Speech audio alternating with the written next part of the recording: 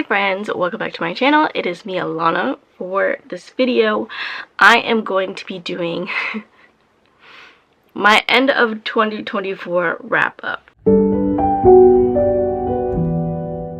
In case you missed it, I took a very long hiatus for the last half of 2024, so I am just here to catch you up on all the things that I read from September to December. Luckily for me, my reading kind of tapered off towards the end of November, so there actually aren't that many books on this list, so this video won't be super duper long. The first book in September I read was actually a reread, and that was Fourth Wing by Rebecca Yarros. I read Fourth Wing and Iron Flame so fast in 2023 that I was like, you know what, before this third book comes out in 2025, let me double check to make sure I actually really enjoy the series before I commit to it. And I reread the first book and I loved it just as much as I did the first time. So is it like Pulitzer Prize worthy? Probably not. Is it fun? Yes. And so that's the vibe that I really liked about it. I just had fun with it. It was a good time. I'm definitely looking forward to the third book once it hits. So the next book that I read in September was Blood and Steel by Helen Scheuerer.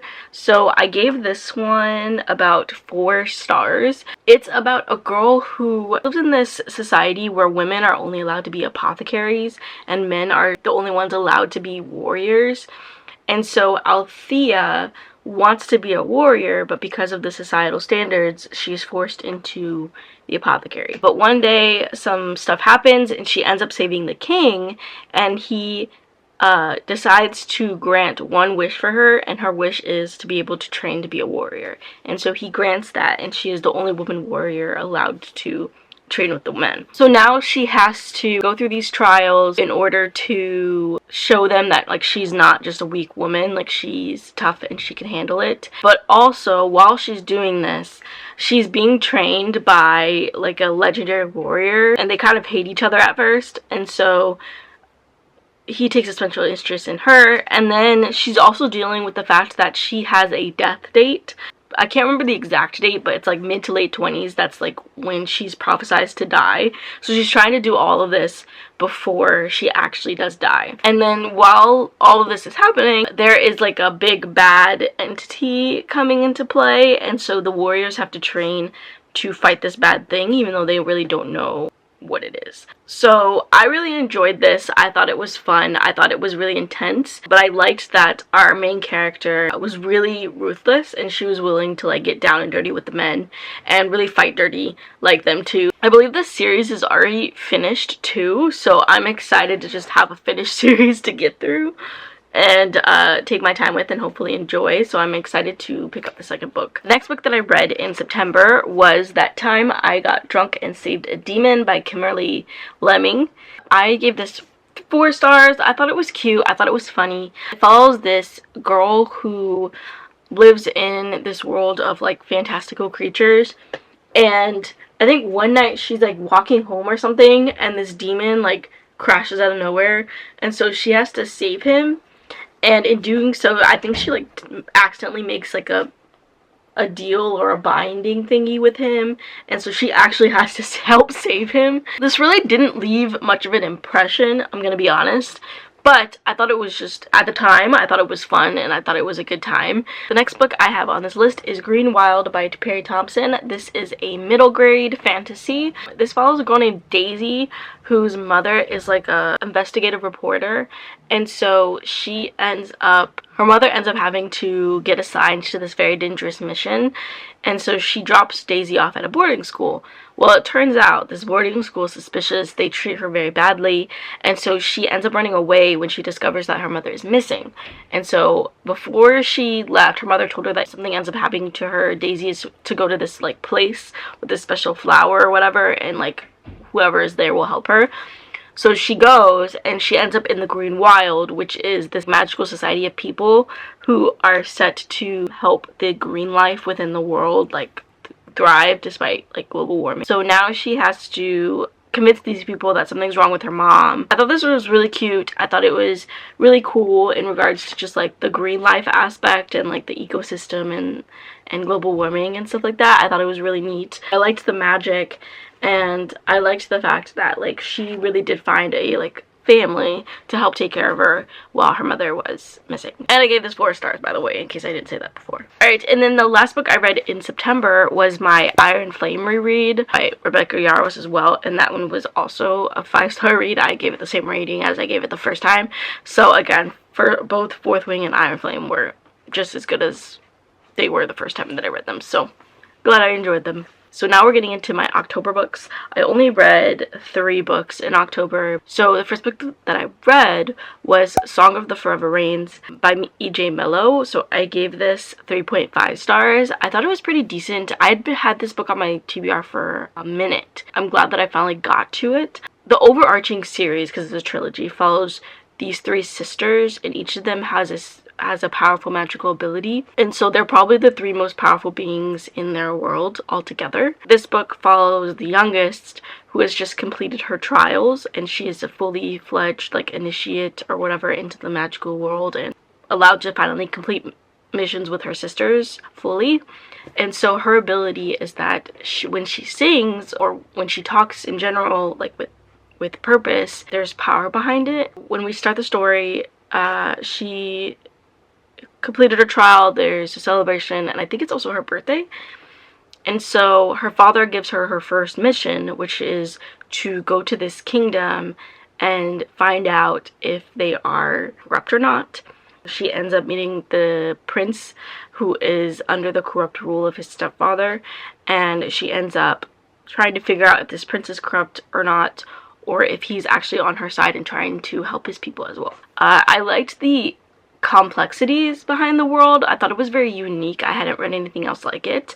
And the next 2 books in the trilogy follows the other 2 sisters. And the second book follows the middle sister, and the last book follows the oldest sister, as they each go on their own separate, like, missions given to them by their father. So I might check out the other 2. I haven't decided yet. The next book that I also read in October was The Pumpkin Spice Cafe by Laurie Gilmore. I also gave this 3.5 stars.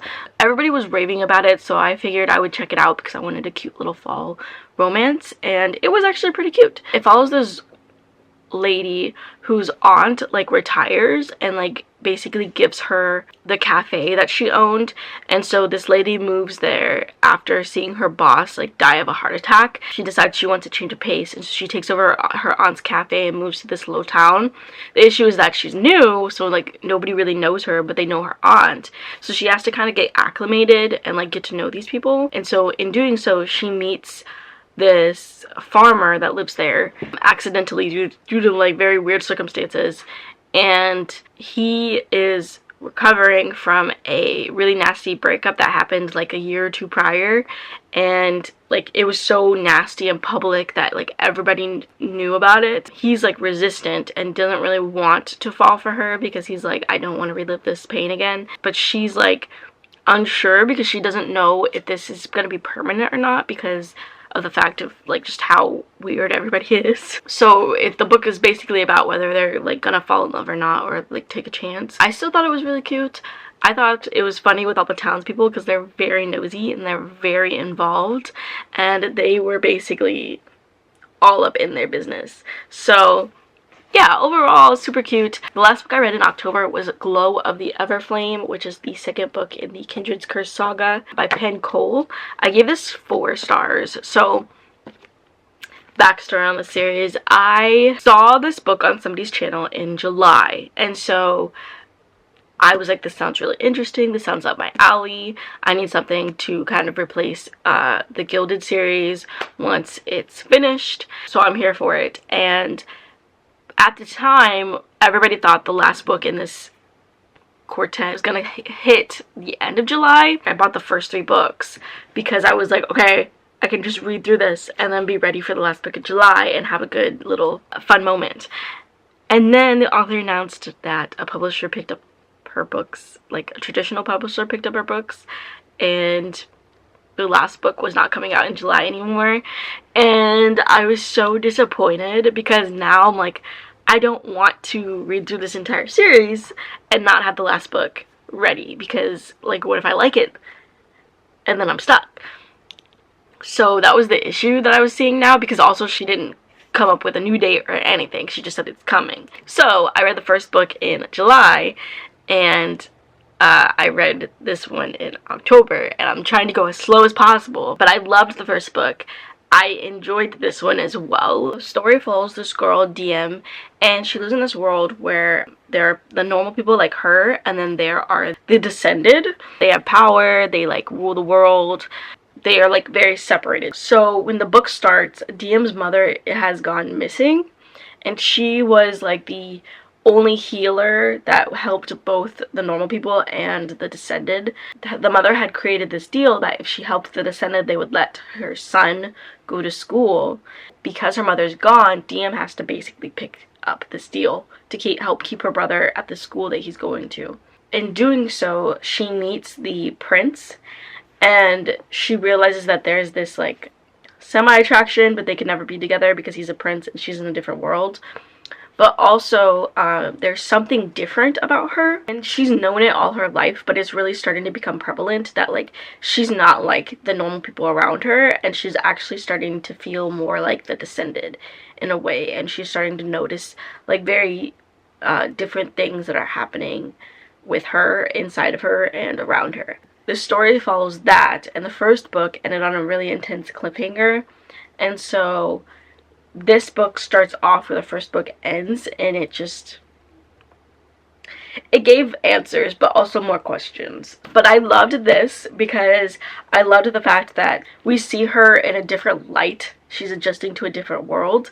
And there is the found family trope, which I absolutely love. And we're starting to delve more into the world of the Descendants and just kind of like see more details in regards of this world and like who these people are and stuff. I really liked that.